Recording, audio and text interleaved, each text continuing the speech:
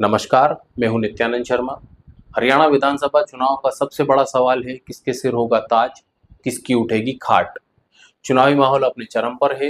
नई सरकार के लिए 5 तारीख को मतदान होगा और 8 को मतों की गिनती, यानी नतीजे सबके सामने होंगे। लेकिन नतीजे आने से पहले कई बुद्धिजीवी अपने अपने समीकरण और समीक्षा में बताएंगे कि हरियाणा में किसकी सरकार बनेगी, कौन होगा अगला मुख्यमंत्री, किन मुद्दों का चुनावों पर ज्यादा असर है, जाति का या विकास का, क्षेत्रीय मुद्दे हावी होंगे या राष्ट्रीय अंतर्राष्ट्रीय, या फिर हरियाणा के लोगों ने कुछ और ही सोच रखा है। क्योंकि यहाँ के लोगों के बारे में कहा जाता है कि कह दी तो कह दी, अब चाहे जो हो जाए पलटेंगे नहीं। मतलब जो मन में रहता है वो ही जुबान पर रहता है, और करना भी वही। ना नुकसान की चिंता और ना कोई लोभ लालच।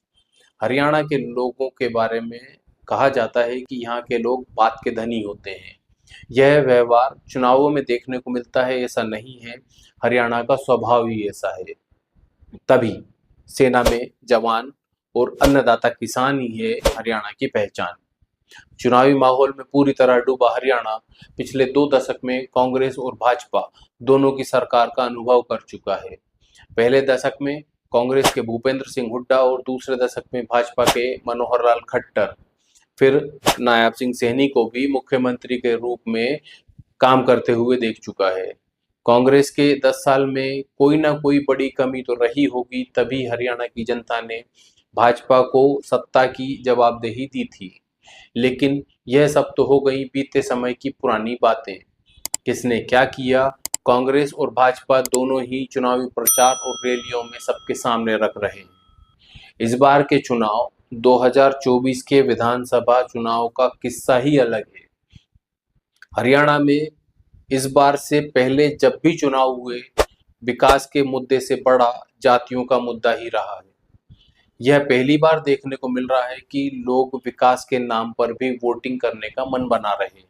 हाँ, यह जरूर है कि आज भी जाति समीकरण विकास के मुद्दे पर हावी है, लेकिन विकास कार्यों के नाम पर भी एक नया वोट बैंक बनकर तैयार हो गया है, जो इस बार के चुनाव में अपना असर छोड़ेगा।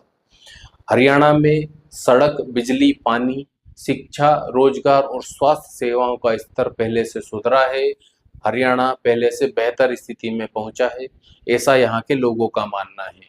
लेकिन फिर भी हरियाणा में जाति ही चुनाव परिणाम तय करने का बड़ा फैक्टर है।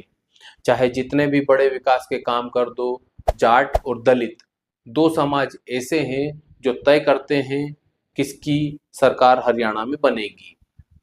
इन सब बातों के अलावा हरियाणा की राजनीति की कुछ बातें और हैं जो अपने आप में अहम हैं, बड़ी हैं। यह चुनाव स्पष्ट कर देगा कि भाजपा और कांग्रेस दोनों में किस राजनीतिक दल की राजनीति पर जनता ने भरोसा किया है। पहले भाजपा के बारे में बात करते हैं। भाजपा ने हाल ही में लोकसभा चुनाव में नुकसान उठाया है। 10 में से 5 सीट पर हार का सामना करना पड़ा था, वो भी यह जानते हुए कि खट्टर के खिलाफ प्रदेश में नाराजगी बढ़ गई है, खासकर जाट समाज में। भाजपा ने खट्टर को लोकसभा चुनाव के पहले हटा दिया था, लेकिन यह फैसला लेने में देरी, जिसका खामियाजा लोकसभा चुनाव में भुगतना पड़ा। इसके अलावा ऐसी और कोई बड़ी वजह सामने नहीं आती जिससे भाजपा को प्रदेश की सत्ता से जनता बाहर करेगी।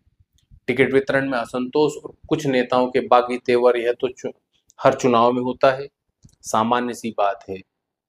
वहीं दूसरी ओर कांग्रेस, जो सरकार बनाने की दूसरी सबसे बड़ी दावेदार है, उसकी स्थिति भी अंदर से बेहद खराब है। हरियाणा में कांग्रेस के पास नेता तो कई हैं जिनके नाम बहुत बड़े हैं, लेकिन जनता में पकड़ के नाम पर फिसड्डी है। जनाधार वाला कोई नेता नहीं है।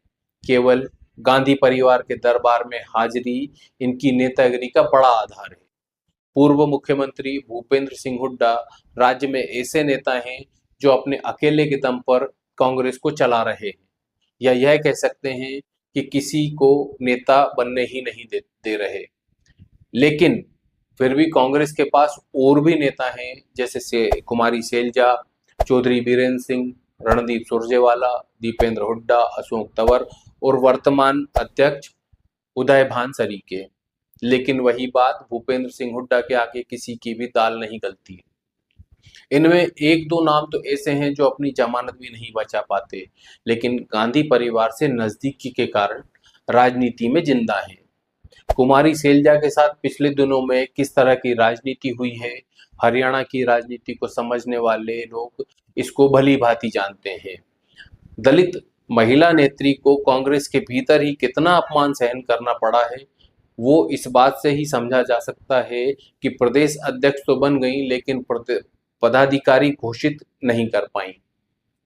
इन बातों का चुनाव पर असर जरूर होगा, जो नतीजों पर भी प्रभाव डालेंगे।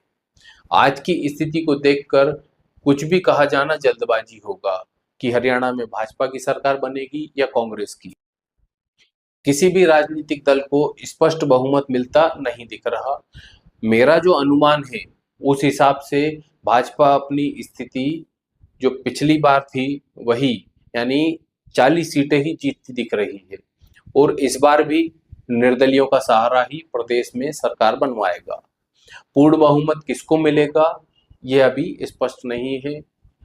इन सब बातों को का निचोड़ निकालें, जैसे हरियाणा के लोग, हरियाणा की सोच, हरियाणा के विकास के काम और कामों पर भारी जाति समीकरण, भाजपा सरकार के प्रति एंटी इनकम्बेंसी और कांग्रेस की अंदरूनी गुटबाजी, साथ में क्षेत्रीय दलों का प्रभाव, यह सब मिलकर हरियाणा की जनता के दिमाग में बंद है अगली सरकार की जिम्मेदारी किसे मिलेगी। मेरे साथ बने रहने के लिए धन्यवाद। मेरा आपसे एक निवेदन, इस वीडियो को लाइक और शेयर जरूर करें, साथ ही हमारे चैनल को सब्सक्राइब करना ना भूलें। नमस्कार।